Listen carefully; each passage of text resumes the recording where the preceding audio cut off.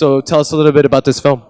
The film is called Girl Next Door. It's a piece that developed with the writer and I, Greg Carreri, over many years. He had a play that he wrote, and he said, "Well, what about this as a project?" And so we kind of looked at it, and it was a great little piece that we kind of flipped on its head and took the characters and actually focused on the one. And it's about a girl who moves into an apartment and discovers that she can hear her neighbors through the wall, and it's the relationship she builds with them without them even knowing.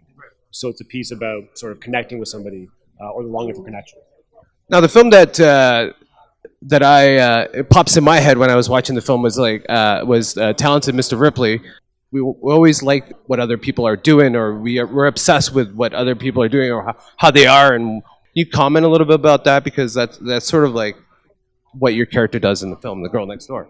Well, yeah, for sure. I mean, even as you're saying that, I mean, think about it as Facebook. I mean, it's all about what we hear through what people post. And even writing on the wall. She literally writes on the wall of what she hears about the people through the wall. So it's definitely a piece that's current today, with people's wanting to connect with people, but always from a distance, and like always seeing what other people present versus the whole story. Now tell us, how does it feel to be a part of this film festival, the Canadian Film Festival? I'm thrilled. I am overjoyed. I've seen the festival for many years. I've been a part of it. I've come through it as a spectator, as an audience member, and now to be part of it for my first year, it's a major honor. And to be having it here in Toronto, yeah, it's a big honor. And tell us what it's like for, there's a lot of the festivals here in Toronto, the major festivals, they're really focusing on shorts. Can you comment a little bit about that?